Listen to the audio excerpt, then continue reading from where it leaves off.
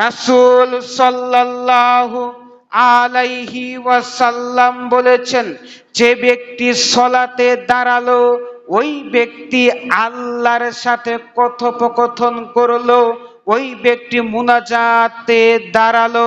তার মানে পৃথিবীর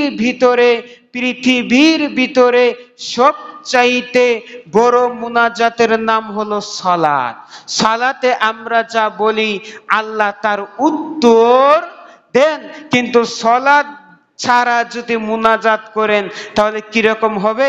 লুঙ্গি খুইলা পাগড়ি দেওয়া যেরকম বোকামি, ওই সালাত ছাড়া শুধু মুনাজাত নিয়ে মুরঘাটে রাস্তাঘাটে মারামারি করা ওই রকম কি বোকামি। সম্মানিত উপস্থিতি, তাহলে আপনাকে সংক্ষিপ্তভাবে বলতে চাচ্ছিলাম যে সঠিকভাবে আপনাকে সালাত আদায় করতে হবে। তার একটি হলো আল্লাহ রাব্বুল আলামিন বলছেন, আল্লাহ তাআলা বলছেন সূরা তোহা 20 নম্বর সূরা 14 নম্বর আয়াতে আল্লাহ সুবহানাহু ওয়া তাআলা বলছেন, ওয়া আকিমিস সালাতা লিযিকরি ওয়া আকিমিস সালাতি লিযিকরি, তোমরা সালাত আদায় করো আমাকে স্মরণ করার জন্য। তাহলে আপনি যদি সালাত আদায় করুন আর ওই সালাতে যদি আল্লাহর কথাই স্মরণ না হয় তাহলে ওই সালাত হবে না। আপনাকে সালাত আদায় করতে হবে ওই যে বুখারীর হাদিস 631 নম্বর হাদিস, রাসূল সাল্লাল্লাহু আলাইহি ওয়াসাল্লাম বলছেন, সাল্লু, সালাত আদায় করো, কামা রাআইতুমুনি উসাল্লি, যেভাবে আমাকে সালাত আদায় করতে দেখছো। তার মানে পৃথিবীর কোন ব্যক্তি কোন হুজুরের তরিকায় সালাত আদায় করা যাবে না। একজন ব্যক্তির তরিকায় সালাত আদায় করতে হবে, তিনি হচ্ছেন মুহাম্মদ সাল্লাল্লাহু আলাইহি ওয়াসাল্লাম। পুরুষ মহিলা একইভাবে সালাত আদায় করতে হবে। যারা বলে যে পুরুষ আর মহিলা আলাদা, তখন আমরা একটা প্রশ্ন ছুড়ে দিয়েছি, পুরুষ এবং মহিলা যদি আলাদা হয় তাহলে যারা তৃতীয় লিঙ্গ হিজড়া তারা কোথায় বাঁধবে? কথা বলেন। পুরুষ এবং মহিলা একইভাবে সালাত আদায় করবে, কোনো পার্থক্য নেই। সালাত হতে হবে মুহাম্মদ সাল্লাল্লাহু আলাইহি ওয়াসাল্লামের তরিকায়। রাসূল সাল্লাল্লাহু আলাইহি ওয়াসাল্লাম সালাত আদায় করে মসজিদে নববীতে বসে আছেন। এমনত অবস্থায় এক ব্যক্তি মসজিদে প্রবেশ করলেন, প্রবেশ করে নবীকে সালাম দিলেন, সালামের উত্তর দিলেন। আল্লাহর নবীর সামনে তিনি সালাত আদায় করে সালাম দিলেন, আল্লাহর নবী সালামের উত্তর দিলেন, উত্তর দিয়ে বলছেন, ফাসল্লি, ইরজি, ফিরে যাও, ফাসল্লি, সালাত আদায় করো, ফা ইন্নাকা লাম তুসল্লি, তুমি সালাত আদায় করো নি। আল্লাহ তাআলার নবী বলছেন যে তুমি সালাত আদায় করোনি, অথচ সালাত আদায় করেছে। অথচ কি করেছে, কিন্তু বলছে কি আল্লাহ নবী করেনি। আবার সালাত আদায় করেছে, আল্লাহর নবী বলছেন ইরজি, ফিরে যাও, ফাসল্লি, সালাত আদায় করো, ফা ইন্নাকা লাম তুসল্লি, তুমি সালাত পড়োনি। তৃতীয়বার আবারও বলছেন ইরজি, ফিরে যাও, ফাসল্লি, সালাত আদায় করো, ফা ইন্নাকা লাম তুসল্লি, তুমি সালাত আদায় করো নি। তার মানে আল্লাহর নবী বলছেন যে সালাত আদায় করোনি মানে নবীর তরিকায় হয়নি। এখন এই যে আপনাদের এর আগে একটা উদাহরণ বলেছিলাম যে একটা ছাত্রকে শিক্ষক কলম আনতে বলেছেন। কি আনতে বলেছেন? কলম। শিক্ষক কলম ঠিকই এনেছে, কিন্তু যে কলমে কালি নেই ওই কলম এনেছে। এখন বলেন তো আবার কি কলম আনতে হবে নাকি আনতে হবে না? কারণ কলম ঠিকই এনেছে কিন্তু কালি ছাড়া কলম। ও সালাত ঠিকই পড়েছে, কিন্তু ওর পণ্ডিতিতে, ওর তরিকায়, রাসূলের তরিকায় পড়ে নাই। তখন আল্লাহর নবীকে বলছেন আমাকে সালাত শিখিয়ে দিন। তখন রাসূল সাল্লাল্লাহু আলাইহি সাল্লাম ধীরে স্থিরে সালাত শিখিয়ে দিলেন। সংক্ষিপ্ত করেছি।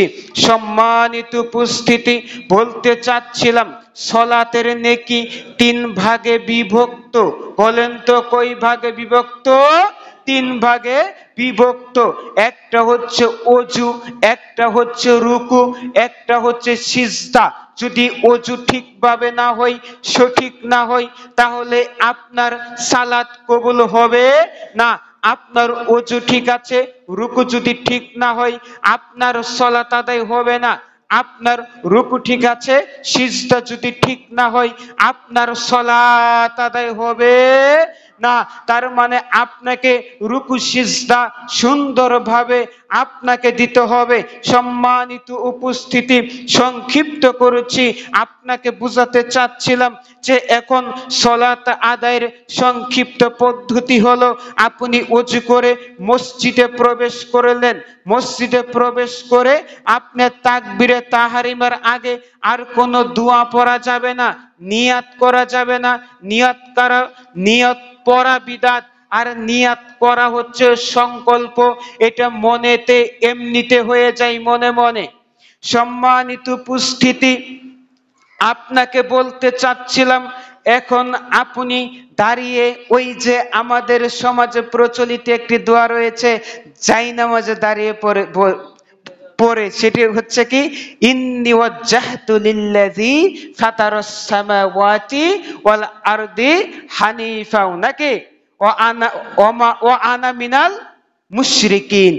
এই দোয়া পড়া যাবে? মুহাম্মদ সাল্লাল্লাহু আলাইহি ওয়াসাল্লাম এই দোয়া পড়েছেন, কিন্তু তাকবীরে তাহরিমার পরে, আগে নয়। হাদিস থেকে যদি প্রমাণ হয়, তা তাকবীরে তাহরিমার পরে ছানা হিসেবে পড়েছেন। কিন্তু কোন হাদিসের পৃষ্ঠায়, কোন কিতাবের গ্রন্থে কলমের কালি দিয়ে কোন সাহাবী থেকে পাওয়া যায় না যে জায়নামাজে দাঁড়িয়ে সালাত আদায় করতে হবে। এটা হুজুরের বই বেচার একটা পদ্ধতি। কথা বুঝতে পারেন? বলতে চাচ্ছিলাম এখন আপনি সালাত আদায় করবেন। যদি ফরজ সালাত হয়, তাহলে আপনাকে কি করতে হবে? ফরজ সালাত হলে আপনাকে কি করতে হবে? একামত দিয়ে সালাত শুরু করতে হবে, পুরুষ মহিলা উভয়। এখন আপনি হাত তুলবেন, হাত উত্তোলন করে তাকবীরে তাহরিমা দিবেন।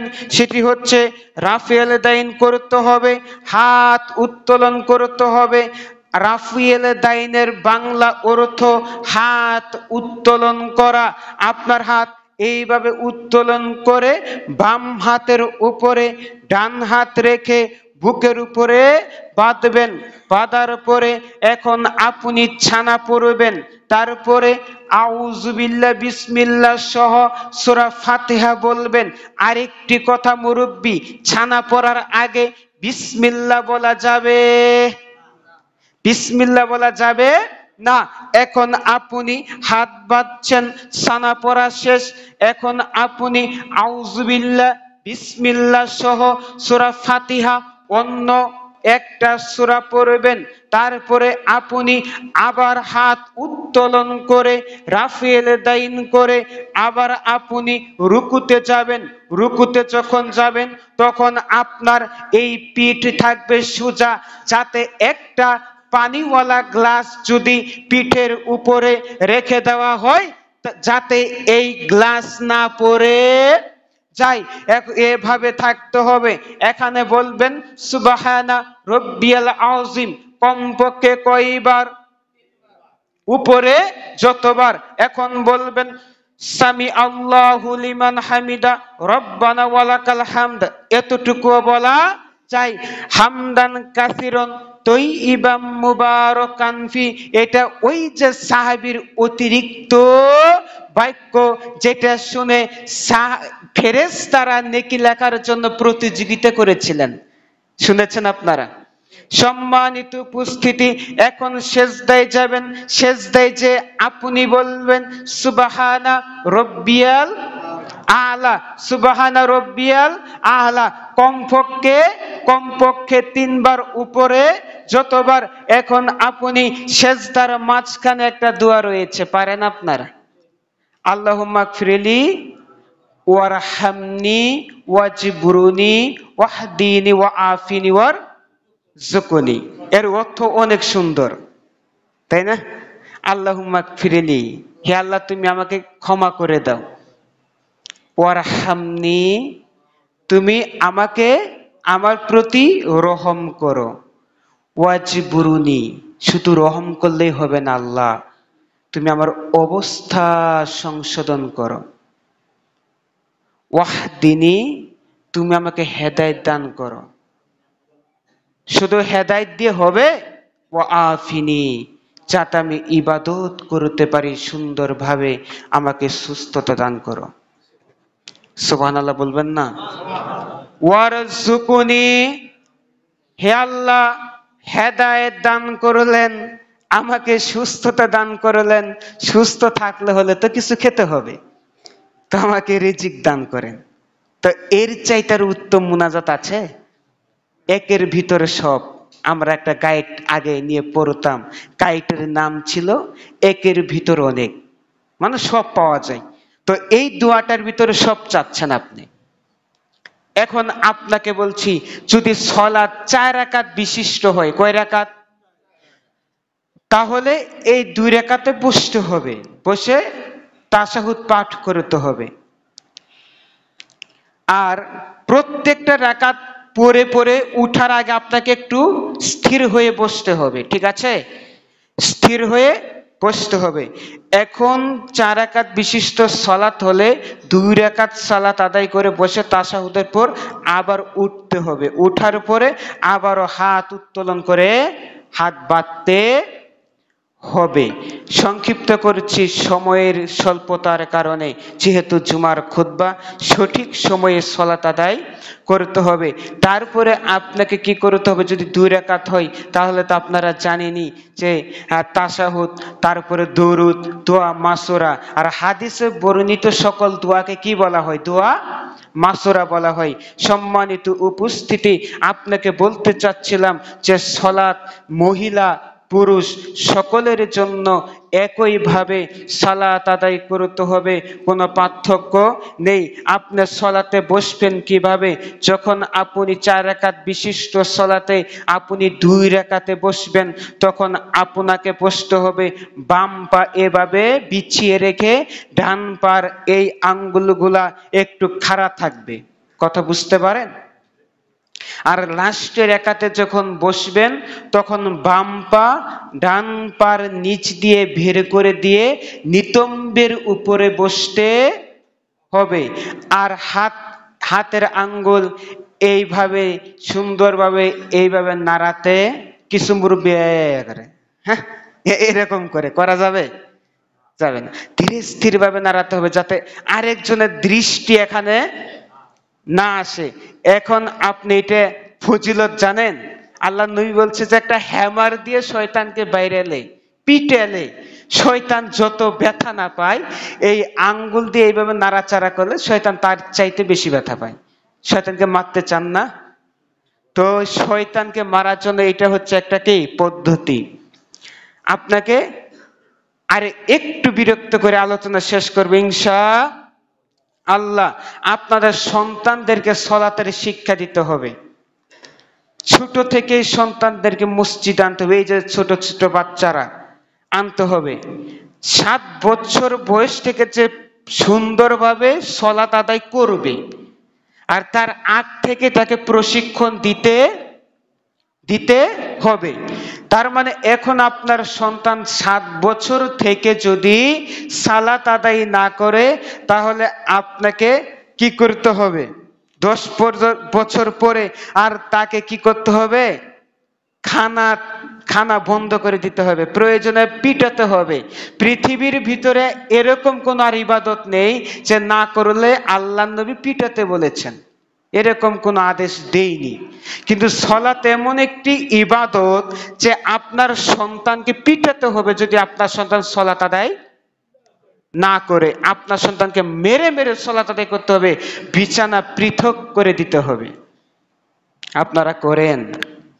আপনার সন্তান এসএসসি পরীক্ষা দিবে, ওই পরীক্ষার কারণে আপনি বলছেন এই তাড়াতাড়ি উঠোই পড়তে হবে, এবার যদি পরীক্ষাতে ফেল পড়োস আমার বাড়ি তোর ঠাঁই নাই, আমার বাড়ি তোর জায়গা নাই। এটা দুনিয়ার ক্ষেত্রে।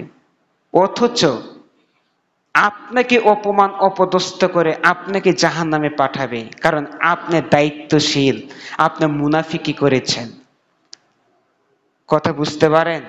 তো আপনার সন্তানকে সালাত শিক্ষা দিতে হবে। আমরা নাকি এমপি মন্ত্রীর দায়িত্ব নিয়ে পারাপারি করি। হ্যাঁ, আমাদের দেশে পিস টিভি বন্ধ করে দেওয়া হলো। পিস টিভি বন্ধ করে দেওয়া হলো যাতে জালেমরা আলেম না হতে পারে। তো স্বৈরাচারী হাসিনা যাওয়ার পরে একটা পদ্ধতি বের হলো, আল্লাহ যার মাধ্যমেই হোক, যে সংগঠনের মাধ্যমেই হোক, যাদের মাধ্যমে হোক, আমরা কিছুদিন আগে আমরা শুনলাম যে ডাক্তার জাকির নায়েক বাংলাদেশে আসছেন। আবার কিছুদিন ধরে শুনছি যে আমাদের এক স্বরাষ্ট্রমন্ত্রী চুলকানি উঠেছে। কথা বুঝতে পারেননি? আমাদের কিরকম ইমান! আমরা ইমান দিয়ে মন্দির পাহারা দিতে পারি, কিন্তু ইমান দিয়ে আলেমকে মুসলমানের দেশে, বাংলাদেশে মানে 90% মুসলমানের দেশে আমরা ঠাঁই দিতে, এই ইমান আমাদের জান্নাতে কিভাবে নিয়ে যাবে? যে ইমান আজানের পরে আমাদেরকে মসজিদে নিয়ে যেতে পারে না, ওই ইমান কিভাবে জাহান্নামের আগুন থেকে আমাদেরকে বাঁচাবে? একটা জাকির নায়েক যদি আমাদের বাংলাদেশে আসে, তাহলে দেখা যায় অনেক হিন্দু মুসলিম হবে ইনশাল্লাহ। আমি সেদিন একটা লাইভ আলোচনাতে দেখলাম 5 মিনিট, কয় মিনিট, 5 মিনিটের ভিতরে একটা মহিলা আপনার ইসলাম ধর্ম গ্রহণ করলো। সুবহানাল্লাহ বলবেন না? তো এগুলা আল্লাহ এক একজনের ভিতরে এক এক রকম গুণ দিয়েছেন। তো আমরা দোয়া করি এই স্বৈরাচারীদেরকে আল্লাহ হয়তো সঠিক বুঝ দান করুন, না হলে গজব আযাব দিয়ে মেরে ফেলুন। বলেন আল্লাহুম্মা আমিন। আর আমরা যেন শিরিক বিদআত মুক্ত, তাওহীদ যুক্ত আমল করতে পারি, সেই তৌফিক আল্লাহ আমাদের দান করুন। আমিন।